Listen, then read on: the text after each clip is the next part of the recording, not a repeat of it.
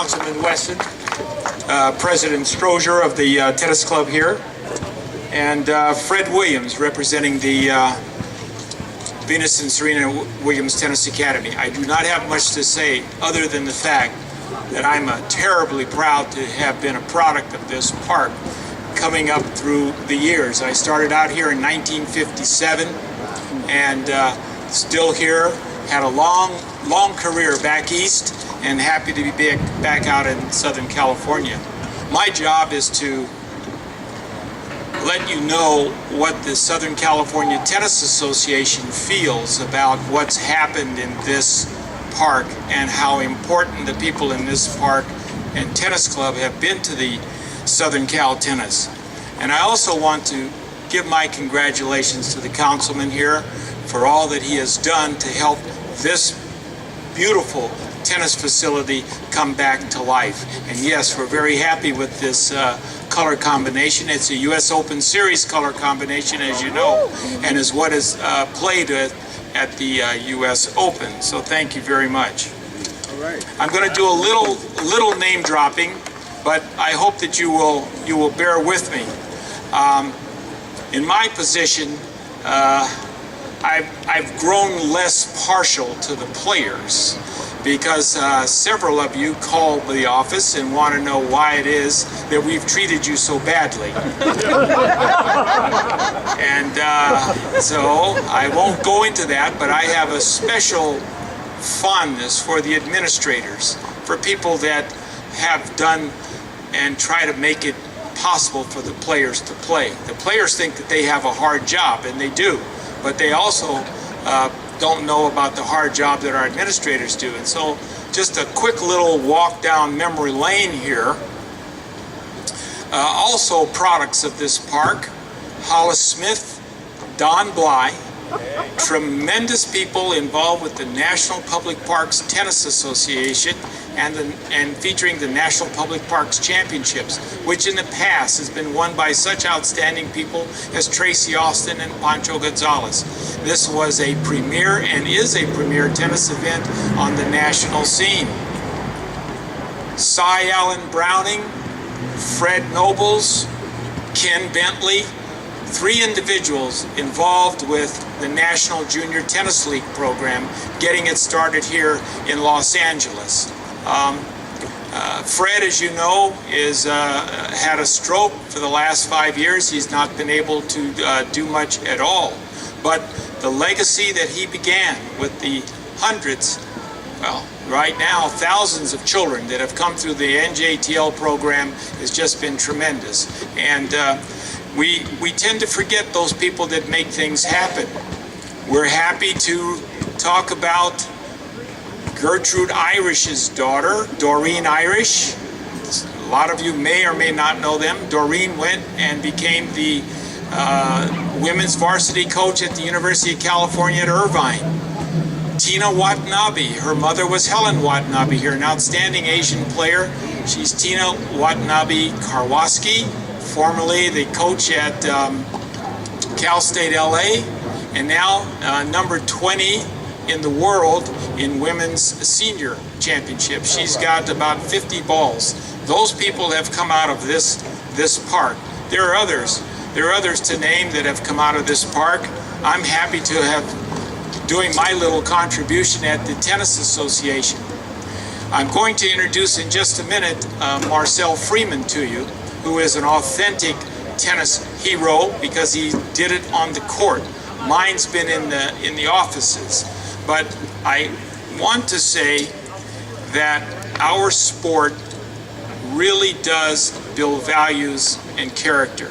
The guys that hook you, maybe not for them, but we know that they're in the heat of battle, they tend to be able to not see the lines so well. So let's just give them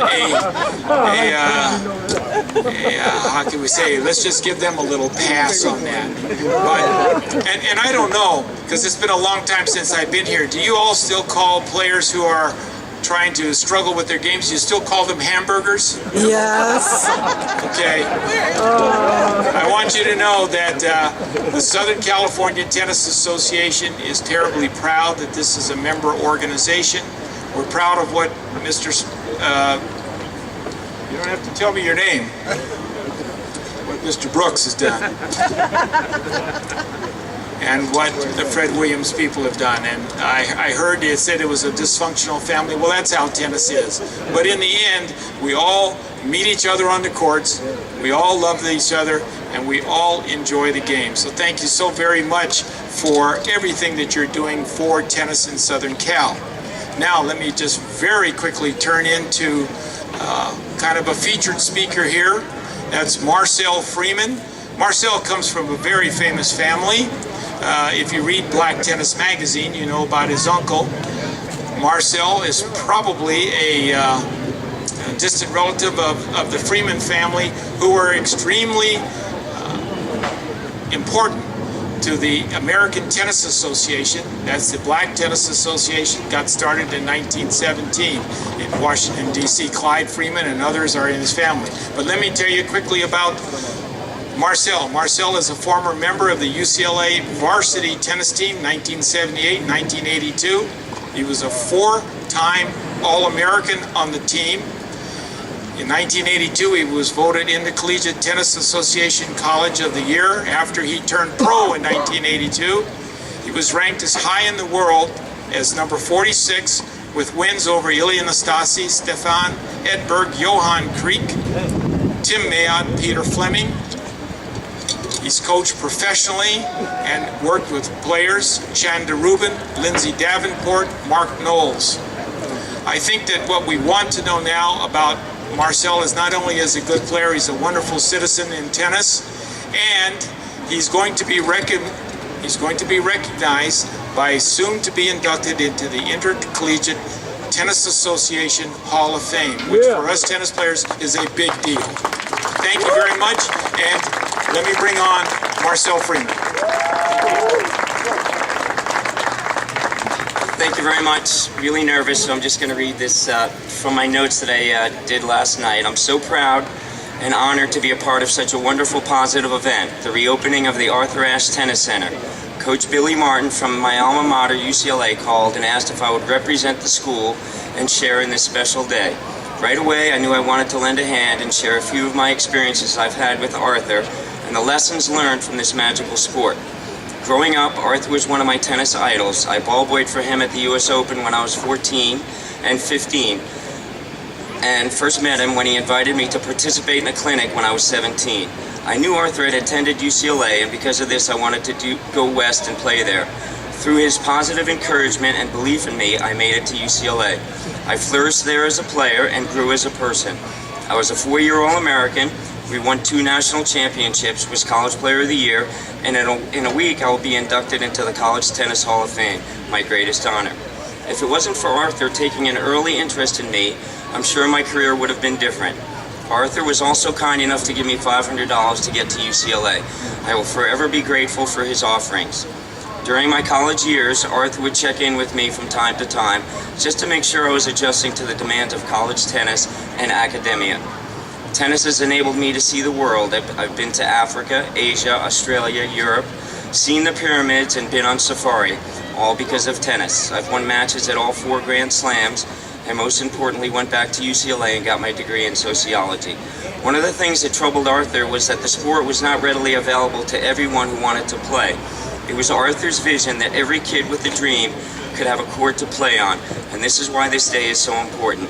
Back in the day, Arthur gave me one of his rackets that I have here. A great source of inspiration and hope to me. I've held on to it until today. So with great pride and pleasure, I would like to donate the racket to this wonderful tennis center in hopes that it'll inspire someone the way it did me. The only limitations you have are the ones you place on yourself. Arthur and my father conveyed this to me, and hopefully I have conveyed this to you. Thank you very much. All right.